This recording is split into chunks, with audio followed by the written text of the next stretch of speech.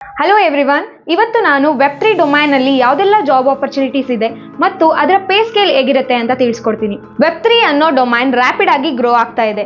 ನೀವೇನಾದ್ರೂ ಫ್ರೆಶರ್ ಆಗಿದ್ದು ನಿಮ್ಮ ಕೆರಿಯರ್ನ ಬಿಲ್ಡ್ ಮಾಡ್ಕೋಬೇಕು ಅಂತ ಇದ್ರೆ ನಾನು ಹೇಳೋ ಅಂತ ಜಾಬ್ ರೋಲ್ಸ್ಗೆ ನೀವು ಅಪ್ಲೈ ಮಾಡ್ಬೋದು. ಯಾವುದೆಲ್ಲ ಜಾಬ್ ರೋಲ್ಸ್ ಇದೆ ಅಂತ ನೋಡೋಣ.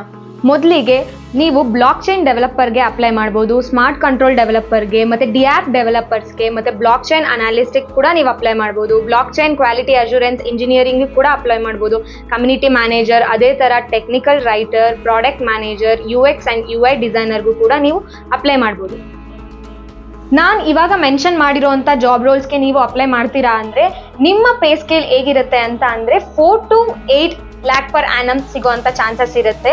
ನಿಮ್ಮ ಪರ್ಫಾರ್ಮೆನ್ಸ್ ಇನ್ನೂ ಜಾಸ್ತಿ ಇದ್ದು ನಿಮಗೆ ಇನ್ನೂ ಸರ್ಟಿಫಿಕೇಷನ್ಸ್ನ ನೀವು ಮಾಡ್ಕೊಂಡಿದ್ರೆ ನಿಮ್ಮ ಪೇ ಸ್ಕೇಲ್ ಕೂಡ ಇನ್ಕ್ರೀಸ್ ಆಗುವಂಥ ಚಾನ್ಸಸ್ ಇರುತ್ತೆ. ಯಾವ್ಯಾವ ಸರ್ಟಿಫಿಕೇಷನ್ಸ್ ಮಾಡ್ಕೋಬೇಕು ಅಂದರೆ CBDE ಸರ್ಟಿಫಿಕೇಷನ್ಸ್ ಮಾಡ್ಕೋಬೋದು, ಸರ್ಟಿಫೈಡ್ ಮೆಟಾವರ್ಸ್ ಪ್ರೊಫೆಷನಲ್ ಸರ್ಟಿಫಿಕೇಷನ್ಸ್ನ ಕೂಡ ಮಾಡ್ಕೋಬೋದು, ಅಥವಾ ಎಂಟರ್ಪ್ರೈಸ್ ಬ್ಲಾಕ್ ಚೈನ್ ಪ್ರೊಫೆಷನಲ್ ಸರ್ಟಿಫಿಕೇಷನ್ಸ್ನ ಕೂಡ ಮಾಡ್ಕೋಬೋದು.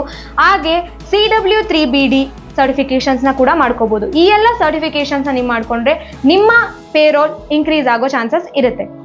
To start learning this niche technology, check the link in the description. Thanks for watching.